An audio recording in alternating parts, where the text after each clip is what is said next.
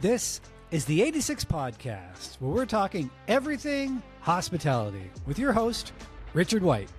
All right, let's get started.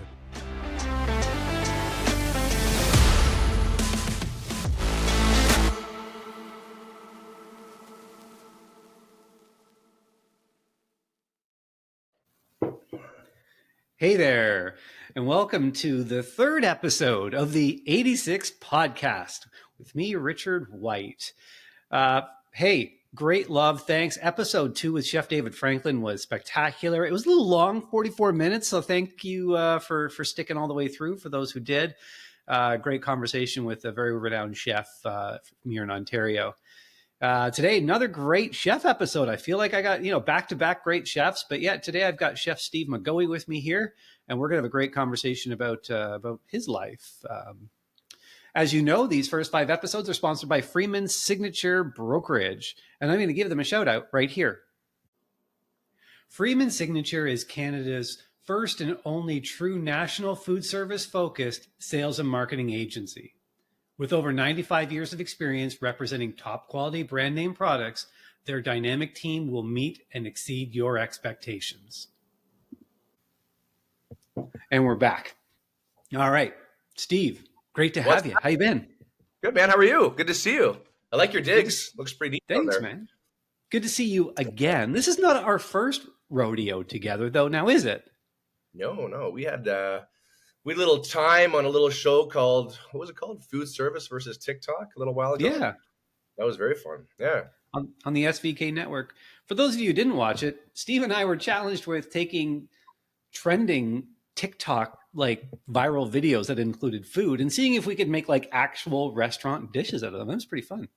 It was pretty neat. There was there's some weird and wacky stuff out there on TikTok, and trying to make sense of it beyond just, hanging out with your buddies on the weekend doing some weird stuff was a cool challenge. It was a lot of fun. So I enjoyed doing it. Yeah, I liked a lot of there's a lot of really great content creators out there in that TikTok space. We did the fried cheese challenge as episode 1 of that show. And man, going through all those fried cheese videos, man, I've seen a lot of really cool interpretations, a lot of different ways we're making it, a lot of sound effects, a lot of AMSR stuff. Yeah, it was pretty crazy. I really enjoyed that. That was a lot of fun. Great knife scrape across, right? So yeah, that's right. Yeah, I like that. Good memories.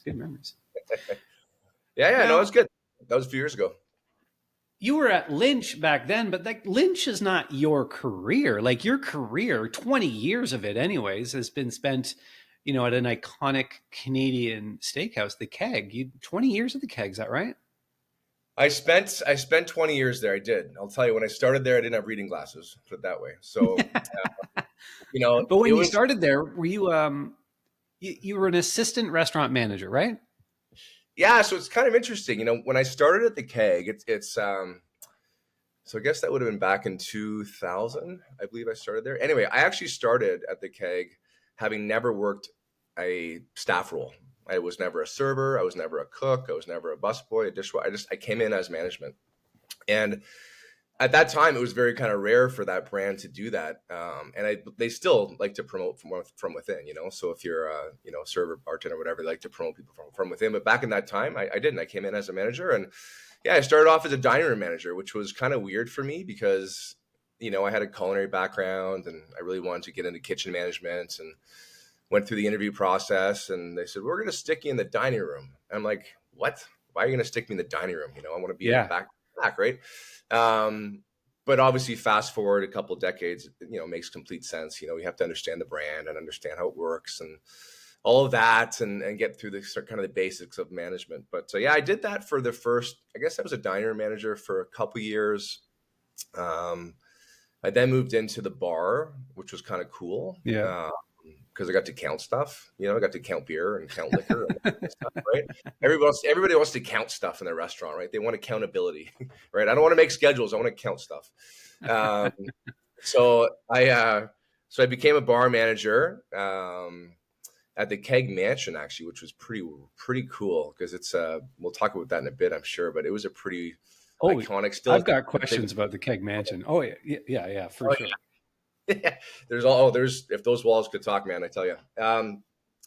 So yeah, I did bar, and then I finally got the nod to take over as kitchen manager on about my fourth year, at the Keg, third or fourth year, which was great. I mean, again, that was what I kind of wanted to do. So I managed the kitchen at the old Church Street Keg in Toronto, which is no longer, and then back at the mansion as well. So I did lots of kitchen management, and then not to bore everyone with the chronology of my career, but I actually moved out west to open a keg in Calgary. Oh, Um, okay. yeah, it was an opportunity to kind of get myself in a bit of a different mix of managers out there. I wanted to be a GM at the time, and there just wasn't really any opportunity in Toronto for that. So I flew out west and opened a franchise restaurant out there for about a year. And shortly after that, after a year, I got a call back to join the corporate office in Toronto. So I jumped at that. I flew back, and basically the last 14 years of my career were in corporate management. I became a regional food service manager for a while, and then took over as culinary director and executive chef for the latter half of my career there. So it really was a cool sort of progression from having Yeah. never worked with this brand to be up to apply to be a kitchen manager to then end up running the whole culinary program. It was really kind of neat, and I feel very fortunate to have done it. As you can imagine, they at that time there's about 108 restaurants across North America, and yeah, it's a beast. It's a big steakhouse chain. Yeah. That's done very well over the years and continue to do so. Right, they got through COVID and obviously don't work there anymore, but there were some really good Yeah. years of my life. So it was a lot of good things to say about it. So yeah. So going corporate from store ops, is that like a rock band putting out a pop album? It's at the time you hear the name corporate, right? You're going to corporate. You're going to the corporate head office. It's like what's behind those walls. But at the end of the day, for me, and I mean, obviously, I grew over my career there, but it's for me what I loved about it is that you had the ability to make an impact and be part of the decision making process. And Yeah. um, and you can't really ever take that too lightly because decisions you make affect thousands of people that brand employs, but also hundreds of thousands of guests every single day that dine in those restaurants. And so a lot of responsibility, but it was neat to be part of that team and be part of that process. I was always a big believer that you can't manage that type of thing or that type of role or responsibility from a computer. I was in the restaurants a ton, Yeah. um, Yeah. being with the people, being with the staff, being a person, right? Not just an email address. So, but it was good, man. There was a lot of a lot of fun times, a lot of hard work, but yeah, man, they keep plugging along over there and they keep doing good things. So yeah. Yeah. It's great. So what did happen during COVID? I don't imagine that a baseball steak and a lobster tail and a martini travel well with skip the dishes. So what did store ops look like from did they pivot in any way or what did they do? Yeah, you know what?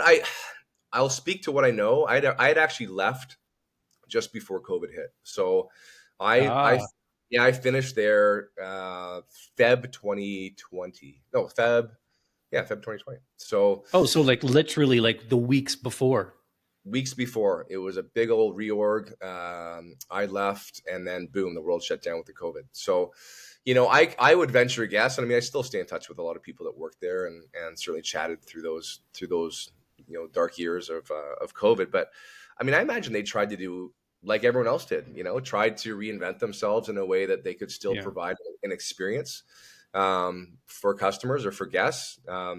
But it's tough, the keg has always been about the experience in the restaurant. It's always been about the darkly lit rooms, the beautiful, Yeah. fabrics on the benches, the nice artwork, the servers, the service, the red wine, all that stuff. It's hard to replicate that out of a box in your own house.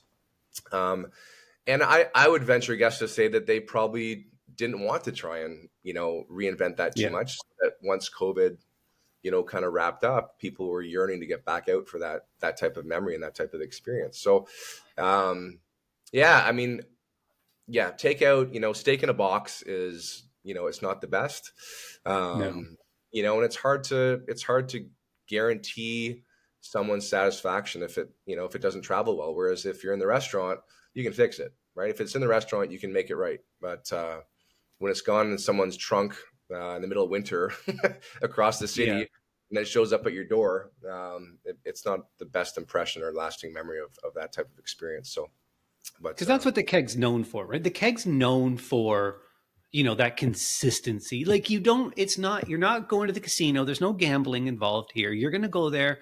You're going to have that picture perfect date night or, special occasion night, or even if you're in the category of being a regular, you're going to have that consistency every time. yeah, But I got to ask, like I've been a chef in a lot of restaurants, like a lot of restaurants, and yep. especially a lot of restaurants that serve steaks.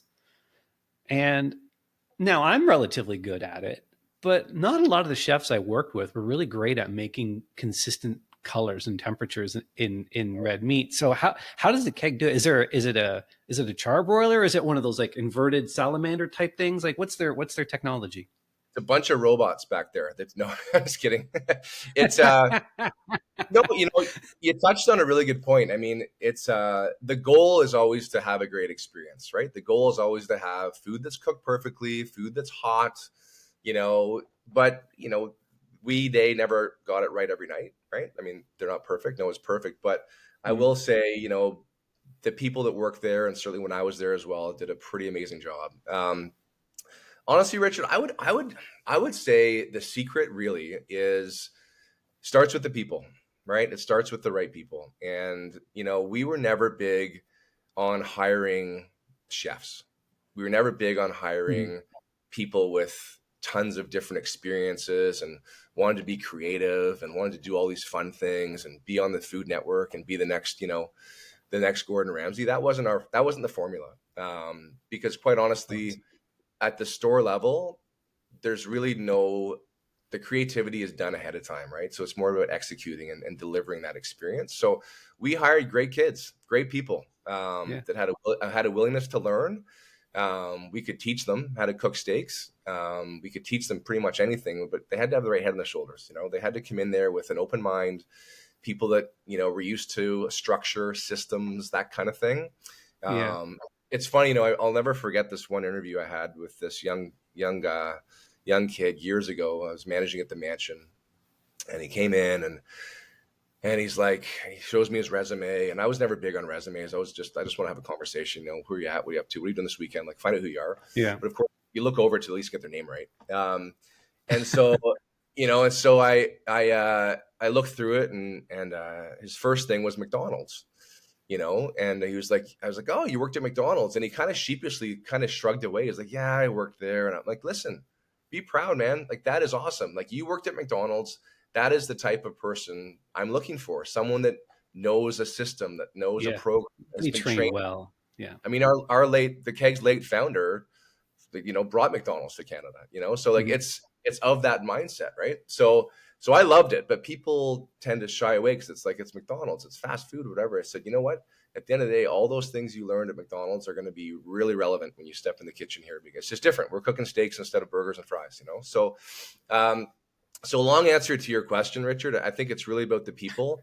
And, let's be honest, probably 80% of the food served at the Keg comes off the grill. So if you start training on there, you're going to get good at it pretty quick, because it's nonstop. You're cooking steaks all the time. So like anything with practice I don't like to say it makes perfect, but practice makes it pretty damn good. So, yeah. So some of those big steakhouses are using these ovens.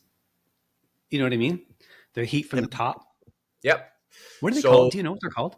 It's like an inverted charbroiler. So it heats from the bottom. Do you use those at the Keg, or is it old school? It's old school. It's a grill, just like you'd have in your backyard. Yeah. I mean, they're big grills. Well, yeah. They're angled in a certain way to maximize heat and that kind of thing. But yeah, there's like, I can't, I don't work there anymore. I can tell you all the secrets you want, really. But it's, it also has to do with, how they select their steaks for different degrees of doneness and how they place them in their steak pans. And honestly, the formula and the training and the setup in the kitchen before each and every night of service is meticulously thought out so that you're maximizing efficiency you Yeah, know, yeah. table of four that orders steaks at all different degrees of doneness, get them at the same time. All that kind of stuff is really premeditated, and it's done every day. You know, there's no day off when it comes to planning for an operation. So, and I, you know, listen, I had the experience of working with all kinds of different cooks in the kitchen, and then obviously near the end, or not near the end, the last decade or so, I was really overseeing the whole thing. So going to the different regions of Canada and the US, and seeing a program being delivered and executed the same way everywhere is really, that's the goal, right? You're a chain, you need to be consistent across the board. And so to see those things that are practiced, executed everywhere was really neat. I mean, you definitely saw when things weren't executed Yeah. properly, and you know, those stood out pretty clearly. But yeah, it was, you know, I could go on and on because I spent a lot of time there, but Well, they, with consistency, like, oh man, like, you know, it's when it's your whole strategy is that consistency. Like when it comes down to the products, were all the products, like all the steaks were pre-cut, mashed potatoes in a bag? Like, was it all like really kind of simple that way, or was there anything in-house made? you know what, that's a great question. You know, I would say over the course of my tenure there, the culinary program changed and evolved, I would say. Yeah. The steaks have always been portioned for the keg, so they come portioned ready to go. So there's no butchery that happens at the restaurant, with the exception of carving prime rib. So they would carve prime rib to order. So that's the only real, you know, butchery, if you will. But otherwise, all the steaks come pre-portioned. But they make mashed potato fresh every single day. They make twice baked potatoes fresh every single day. They make dressings every day. They make, you know, so the sauce making, like there's a lot of culinary technique that goes into it there, which has its pros and cons, you know. Yeah. Yeah. You know, you think about a recipe across the continent, and you know, if it's made incorrectly at one place, you know, there could be some variance here and there. So, Yeah, but for no, sure. it's very much a culinary driven restaurant. They make as many things as they can in house. I think there's a lot of pride there, Richard. You know, there's a lot of pride when people know that you go in and you make things from scratch. You know, it's, hey, listen, it'd be easy to get everything pre-made, but let's face it, it's way better when you make it from scratch. There's less ingredients, it tastes better, and it's You better know, for I you. feel like you got to set yourself apart, right? You know, I harp on this a lot about, you know, ingredient selection is key. There are things that you need to do in your restaurant to set yourself apart from other restaurants in the category, so that people don't price shop you, so that they more or less, you know, experience, you know, shop you and just like, is this where I want to be? Is this what I want to be eating? Yeah. I think it was one of those big myths that, you know, it was bagged mashed potatoes, redskin mash from like Lamb Weston or something like that, with a miner's roasted garlic paste, you know, thrown into it. Like I've always heard that story, and I've never known anybody that worked in the kitchen at the Keg before to bounce it off them. But I'm glad to hear that that's not the case, because it's such an iconic brand. You want to make sure that you're not, you know, just mixing prefab foods together to make something, you know, No, I know, and somewhat, hey, you we've know, all heard the unique. saying one plus one equals new, right? But it's it's not. Again, when I was there, that's what we did, and I really don't think that they've probably veered away too much from it. The other thing, to your point, Richard, like you got to think about it. I mean, whether it's the keg or any other, I mean, it is not cheap to go out to eat, right? So, No. you know, you go out. I still go to the keg every once in a while with my family. It's you know, it's a couple bills easy for the four of us. My kids are 5 and 7. They're not ordering off the kids menu anymore. So, you know, so it gets pricey.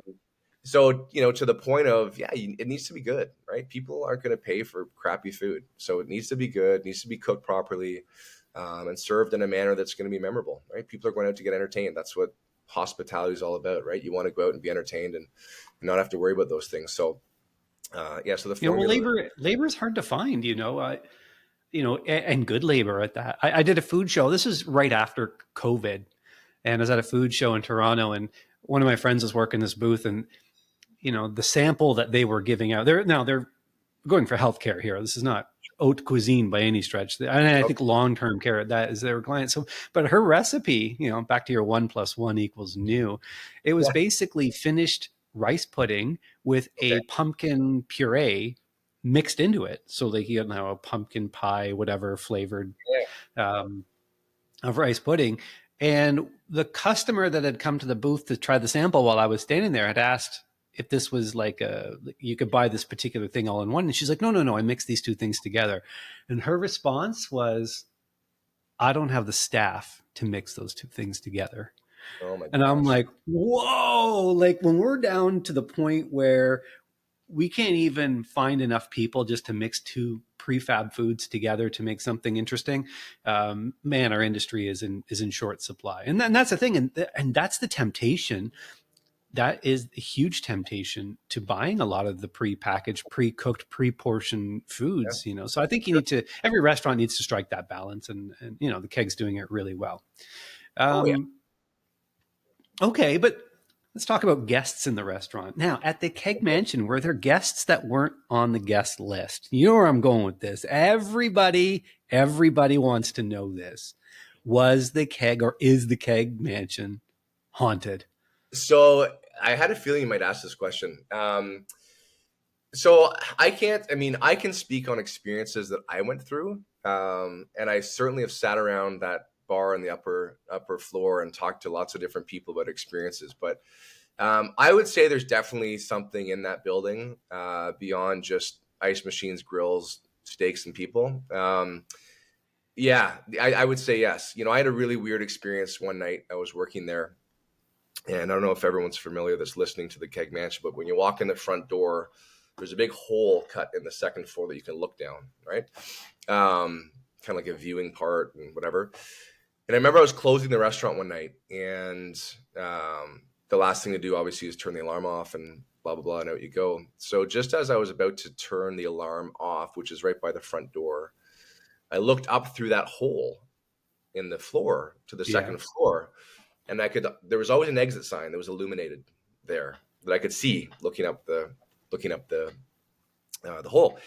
Anyways, the exit sign was red, and then it went black, like someone walked in front of it, and then it went red again. Oh, If something had passed in front of it, and I was like, "This is crazy. There's no one in the building. I already know. Like I've gone up and down and all the rest." creepy. Kind of freaked me out, and all the lights were off except obviously exits, which always stay on. So I locked the door, set the alarm, went out to my car, and looked back at the mansion, and all the lights went on. And it was just like, it was bizarre. Honestly, Richard, it was so weird. I got in my car and hightailed it out of there. I didn't look back. I didn't look back. It was really weird. But there's things like that. There's always been rumors of, if you go into the women's washroom on the second floor, you can hear a baby crying sometimes, even if there's no one in the building. I don't know if it was one of the baby's rooms at one point or a nursery back in the day when it was a house, because it's still a Massey mansion, right? So it was actually before it was a restaurant. There's actually, I think last time I was there, they have behind the bar, they actually have a book. It's like a ghost log that you can actually ask for. And it's all these people's memories of different experiences, both staff and guests alike, that have had different things happen to them. But yeah, there's definitely something going on there for sure. I'm not a skeptic when it comes to, all that other stuff out there, but what happened to me was definitely not normal. It was weird. So, Do you know the stories? Like is there a lore? Like it was a kid who fell down the well in the backyard, or like was somebody murdered there? Like what was the lore? well, I think as the story goes, I believe that the maid who lived there with the family ended up hanging herself Oh, through that hole in the floor that I was telling you about. And I think the little boy at the time was so distraught about this hanging, because he was pretty close to the to maid, the nanny, yeah. however you want to phrase it. He there's rumors of him crying and footsteps going up and down the stairs. So there's rumor of his presence still maybe being around. But as you can imagine, that story gets longer and embellished the longer people sit at that bar and have a few glasses of wine. It's like the fish was this big, right? So, but it's something along those lines. There was definitely a hanging of a chambermaid, a maid, Yeah. and the little boy at the time was pretty distraught about it. So, yeah. But Next time you're down there, ask for the ghost log. There's all kinds of neat Well, stories there. there's the ghost log, but now do all the kegs keep a log of the property that they reside on? Like, isn't there some sort of thing where a lot of the kegs are just um, like redone landmarks? So there's always a book of what was there before or what they had converted it from, or is that just another story? Well, so I would say over the, if you look across the properties that the keg operates out of, there's definitely some historical ones. The mansion being one of the most notable ones, but Yeah, there's the known, yeah. there's other ones in St. Catharines. There's the old, I think it was an old tire factory that's now a keg. There used to be a train station in London that was a keg. Yeah. That's just Ontario, but across Canada, there's all kinds of those stories. And that's kind of mixed in with a bunch of restaurants that are sort of ground up builds as well. So I don't recall ever seeing those, to be honest with you, Richard, besides the ghost log. But and I was in the restaurant. I have to check that out. Ghost log. Yeah, I like that. Good. Yeah. So, but I used to work at a hotel up in Bala called the Bala Bay Inn. yeah, Although so if you look at the brickwork on the front of the building, you can tell that it was at one time the Swastika Inn, long before the swastika had been reversed and used for Nazi use. But before that, it was a symbol of peace and unity. my But gosh, not something you would care about. So they painted over that brickwork and called it. Now that place reportedly haunted, and Yeah. I lived on site. I was the only full-time person who lived in the hotel. I was Okay. the sous chef and night security guard or whatever, because all the bands that would play at the Key to Ballad, they'd be staying there, and they just needed to have somebody around in case something went wrong, which it always did. Yeah. Rock stars in hotel rooms, boom, Nothing whatever. ever on there. No. But everyone talked about ghost stories and all that sort of stuff, and I never saw anything. Either I didn't see it because I tuned it out, or I just didn't see it, or whatever. But yeah, it's I've yet to encounter my own ghost story, but definitely creepy. All right. Favorite things on the menu. You still take your kids in your family, your wife and 2 kids, right? 2 kids. I have 2 kids. Yeah, and they Two are kids to the keg. they were raised in the keg, so they love it. I mean, they were. What's your favorite thing to eat there? That's a good question. You know what? It's kind of funny. I actually love the wings at the keg. Yeah, that was not the answer I was expecting. I know. I love the wings there. Obviously, the steak is great. I mean, that's what they do best.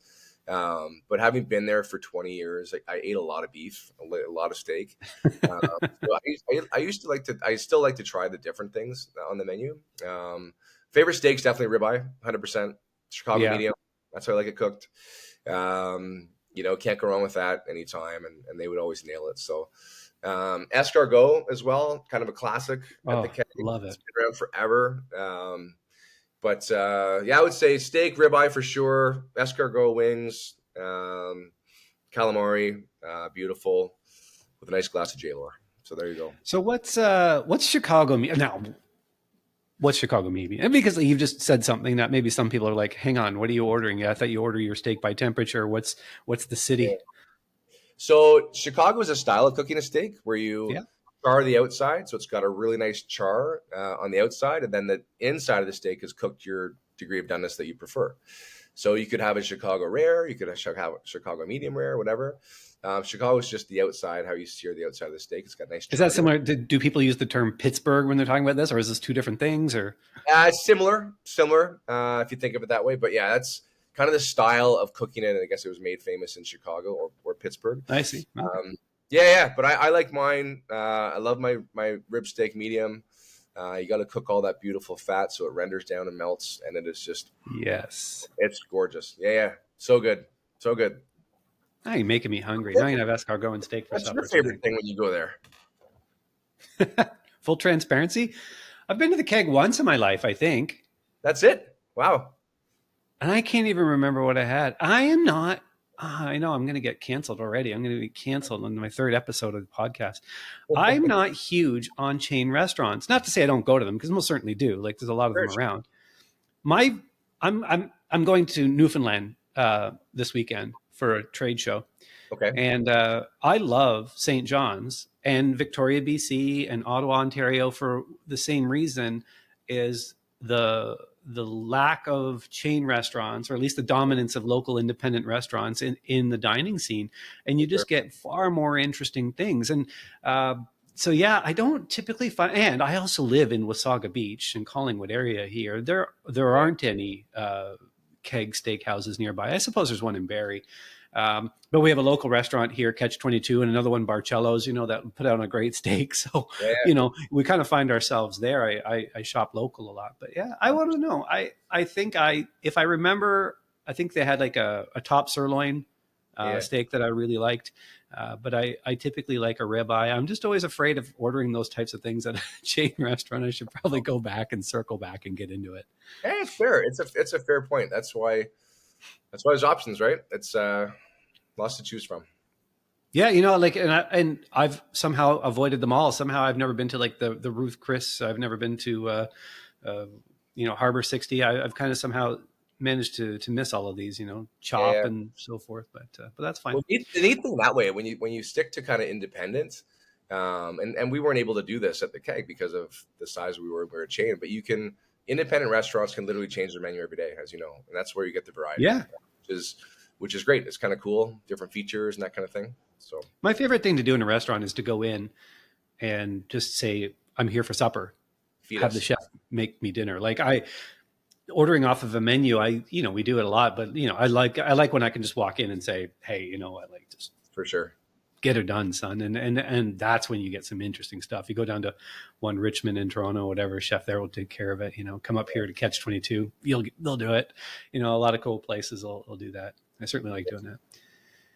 Very cool. Our industry is a lot of things, though, chef. It's a lot of things, but what shouldn't it be? I ask this question to all my chefs. Okay. What can we 86 from our industry? What's got to go? Man, that is a loaded question. I know. You can go anywhere with it. I don't care if you want to talk about politics, Yeah. food, or people, but yeah, what can we do with less of in our restaurant businesses? Can't get rid of the people because then we wouldn't have an industry. So Robots. they got to stay. Honestly, I would probably, and this is a very controversial one, and we could talk about this for a while. I would punt tipping from restaurants. I get rid of it. Yep, I would. You know what? To me, it creates this very toxic sub economy within the restaurant business that is mediocrely managed at best of times. I think. Yeah. It creates this divide between front of house and back of house. It overinflates what servers make, in my opinion, or what they should make, in my opinion, relative to what cooks should be making.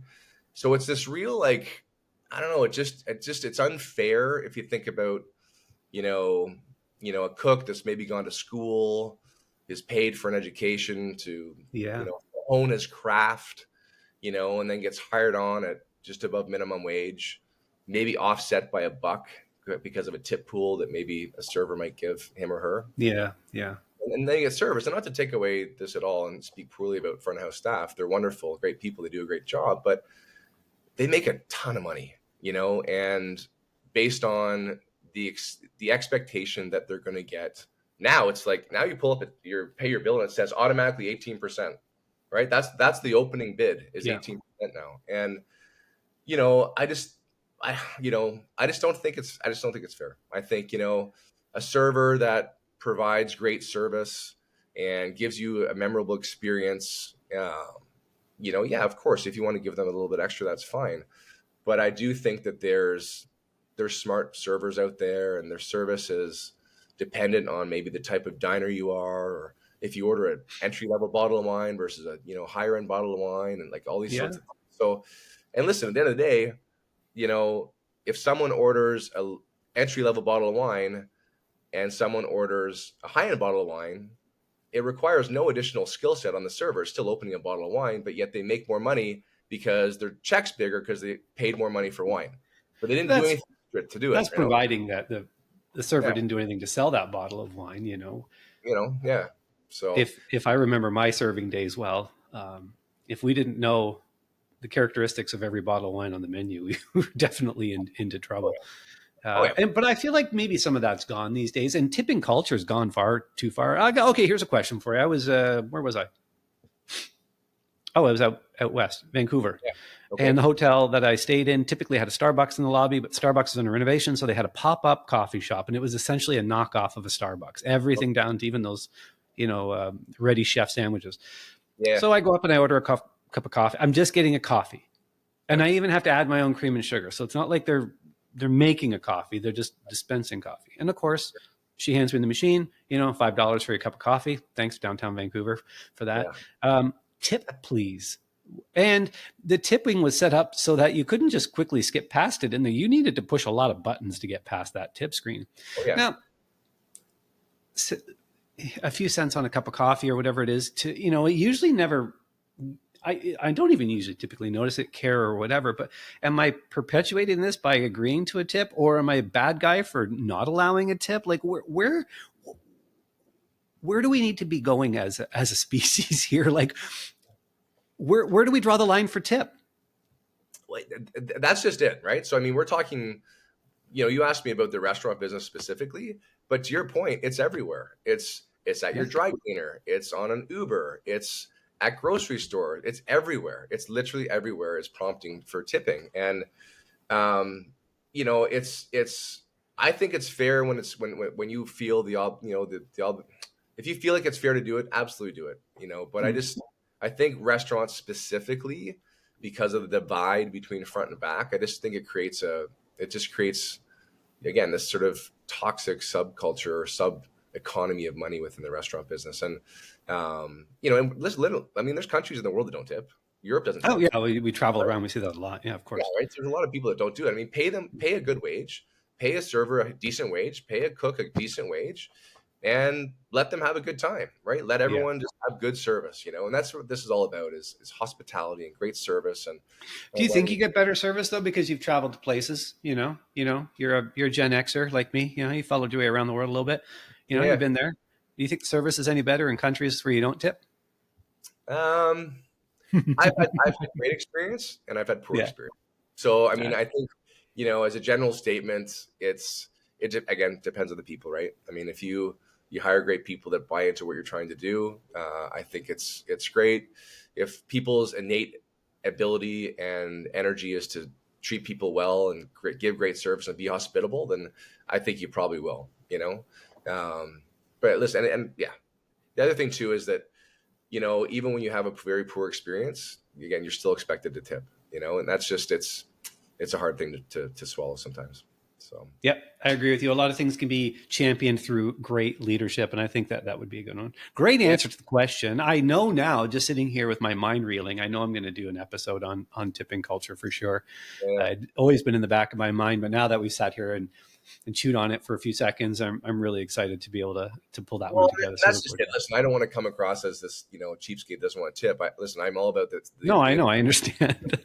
It's just like, it's, if there was one thing that you see out there, you hear often is this whole idea of tipping and the equality between cooks and minimum wage front of house staff. Like, it's just, this whole economy could be kind of fine tuned, but I love it when I get great service. I love it when I get great food. And everyone's got to make a good wage, right? So that's that. I agree. Yeah, well, Chef, I think we're going to leave it there. Great to have you on. Great to see you again, my friend. If you like Canadian hospitality, if you like chefs and people and food and talking about our industry, please hit the like button, share, subscribe, show this podcast some love. There's not a lot of podcasts in this space, and I think it's a lot of really great topics for a lot of great people. Next episode is with recruiter Sarah Matheson. She's going to come on the show. I think you might know. Very nice. Very nice. So that's coming up next week. In the meantime, Chef, thanks so much for joining me today. We will see you in the future, and then maybe have you back when you've got more of your story to tell. It's been my pleasure. Great to see you, bud. Talk soon. Take care.